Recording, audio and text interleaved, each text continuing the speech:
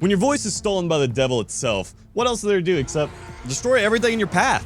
This is a direction Unknown has taken when their voice is stolen from them. When met with Paz the Skull, they take on the 9 levels of hell and seek to take back what they have lost. Metal Hellsinger is a first-person rhythm-based shooter. With amazing metal artists at the helm, the game has a very intense atmosphere it creates. When you pair these amazing artists with the land of fire and demons, you get, well, probably what is one of the most badass music games. There are pieces of the game, though, that do not pair well with the whole picture. When faced with many types and styles of enemies, there's one thing that just doesn't get that much love. The bosses are all very similar, which you have many normal enemies and even more variants, and those are hard to look past the same boss each level with slightly different mechanics to it. The level design helps pull back, though, creates tons of unique areas and challenges. When you're swarmed by demons and angels, the place of combat really helps set the mood for the battle.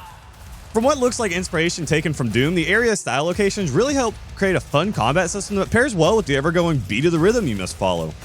These rooms do not make everything pretty though. Playing on beast mode is for sure a challenge, but there's more fundamental problem the further into the game you get. The difficulty curve that they seem to have gone with is not very well planned out. The further into the game you get, the difficulty spike is just astronomical. And even with that, when you go between goat mode and beast mode, there's just such a massive curve, and these little small areas don't really help with massive AoEs that cover the whole area.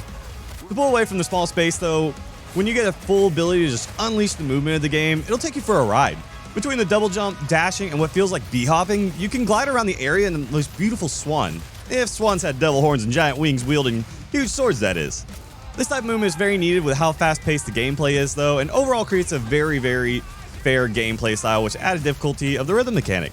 Yeah, except for the dumb slowdown enemies which break your whole groove. The slow and steady cutscenes that help split up the dash and go life with the gameplay really help, tell the story of Unknown. This is probably my favorite part, as it really ties the game together, and it makes the whole idea of the rhythm mechanic and Doom-style shooter together. Narration from Paz on point, you help tell a story that isn't possible from the stolen voice of Unknown. Overall though, I have to give this game nothing less than a solid 8 out of 10. There are so many mechanics that are just amazing, but there's a lot that are just very clunky, and some of the power-ups you find in the sigils are not very well explained, or lack of original boss fights. That's really what they're facing in the same time over and over again. Hopefully we'll see a lot more come out of this game though, as it's receiving custom song creation and hopefully full Steam mod support, along with a huge cliffhanger that was left on that I cannot wait to see more coming out of this game.